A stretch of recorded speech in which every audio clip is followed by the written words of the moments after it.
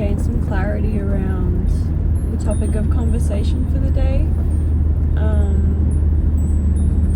And a few messages came through, one of which is a message of letting what you're experiencing right now in your life, in your inner and outer world, change you. And really paying attention to, what's being triggered within me right now. What is being called to the surface to be looked at? What can I learn from this? What is this showing me about myself that, perhaps I didn't know before? Or, what is this showing me about parts of myself that I once identified with, but I no longer do, and I'm still holding on to? I think that we often, on our healing journey,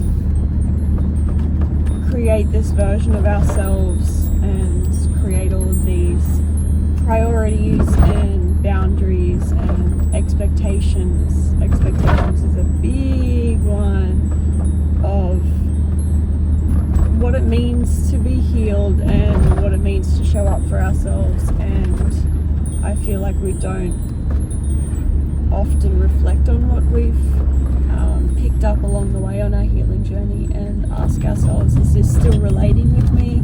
Is this still helping me? Is this allowing me to get closer to where I'm going? And then having the courage to let go what needs to be let go of. Not everything that we learn, not everything that we pick up along the way is going to be something that we hold on to forever. And right now we're being called to really look at what's happening in our lives around us and ask ourselves, okay, well, how can I let this experience teach me more about myself? How can I let this experience soften me and open me more, open me further, which is sort of the next point, and that is softness and opening up to everything and everyone. How can I approach this situation? How can I approach this conversation? How can I approach this challenge with more openness and more softness, tenderness for myself, for the other person, for what's being taught and reflected to us? I know it's very easy when we get triggered or our wounds are triggered to tap back into the victim type energy or the wounded type energy. And when we're in that place, we usually come from a place of defense in our words and our body language, and it's a defense mechanism, and it's probably kept us safe for a really long time. It's probably served you really well in keeping you from experiencing some of the painful things that you have in the past. But this message is directed to really shining light and being conscious and aware of when that defensiveness within yourself is actually doing the opposite. When does that show up and hinder your growth? When does that show up and not allow you to actually partake in what's happening in front of you and the situation at hand?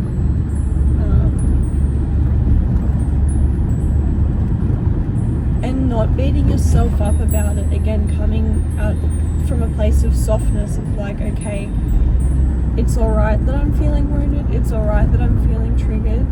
Next step, why am I feeling triggered? What is actually coming up right now? Do I feel like I'm in a position I was once in? Do I feel like this person is overstepping a boundary? Do I feel like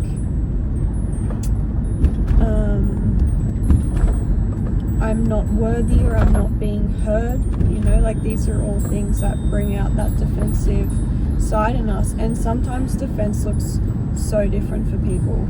Sometimes it looks like yelling and screaming and arguing. Sometimes it looks like the total opposite. It looks like shutdown, complete shutdown, no words, no verbal communication, an inability to comprehend the situation that's at hand. I know myself, when I feel the trigger of not being heard and not being seen, I shut down. And that's like a protective thing that I have. It's so that the emotions, the heightened emotions in that situation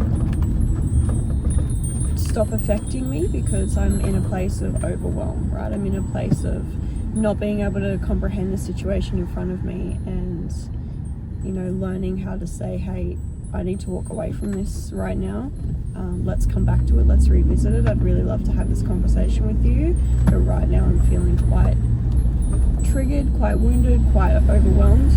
And take that time and give yourself that time to sit with yourself and ask yourself what you need, so that you can communicate that with the other person or yourself if it's a situation that you find you're needing to have these conversations with yourself and you can't. Ooh.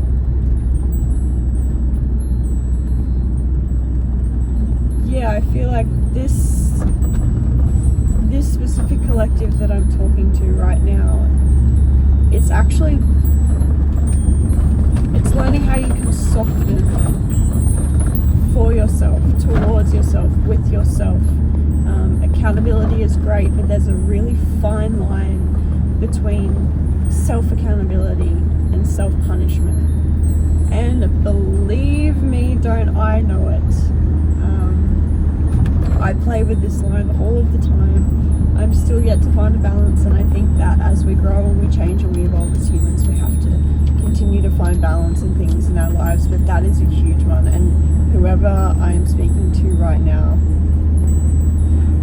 that is a strong message that's coming through, is to really soften to yourself, and give yourself those moments. Like, you can grow and change and evolve, and you can have difficult conversations. You can feel triggered within those conversations and come from a place of conscious awareness of what it is that you need and what you're trying to communicate, as opposed to what it is that's being triggered and how you once felt in the past. So, yeah. Yeah, that came through loud and clear just then.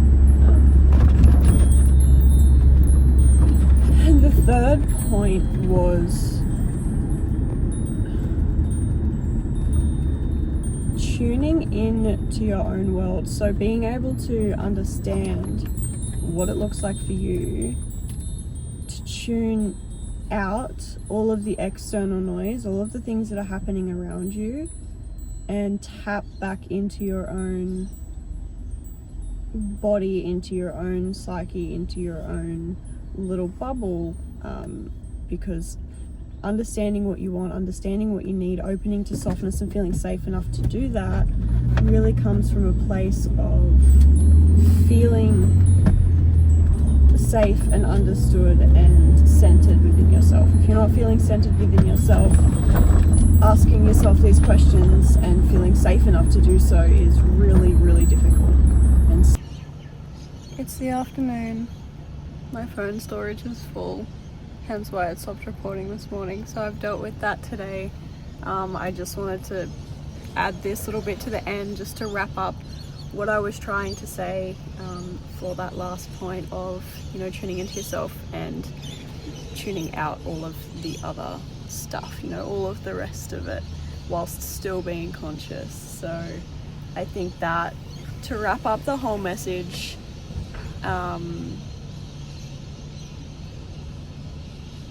be so extremely conscious over this next month or so of what is happening around you, of being able to acknowledge that and not tap into or be consumed entirely by it, and allowing yourself to be changed and to be taught and to be molded by life. I think that we're all, the collective I'm talking to, are going through a little bit of a transformation right now. Not as in a whole version of ourselves, but there's definitely a lot of awareness around what needs to be let go of when it comes to trauma and wounding and how we respond to everyday situations. And so I think that keeping conscious, keeping present, and I'm seeing Judgment, the tarot card, in my mind, and just using every day as an opportunity to pass that judgment, to, you know, how can I show up as the best version of myself, and, you know, lay my head on my pillow at night proud of what I've learned, how I handled situations. And if I'm not proud of how I handled situations, how can I handle them differently should they arise again, so that I do feel proud of myself, so that I do feel like I'm growing and learning and changing, and I am expressing the version of myself I know that I am and I know that I want to be, and also the version I'm becoming. So I'm seeing the Judgment in tarot, I'm seeing 222, and if you can hear right now, the rainbow lorikeets here are going absolutely mental because it's like sunset time. So the sun is setting, the birds are singing. Every day is a new opportunity. You don't need a new year, a new month, or a new week even. Every day that you wake up is an opportunity to thrive and grow and experience life. How lucky are we to get to be here and to get to do this? And sure, we feel the highest highs and the lowest lows come with that, but it's the whole point. The whole point is to feel it all and to be better. Sending so much love, and I hope you all have an amazing time. Until next time.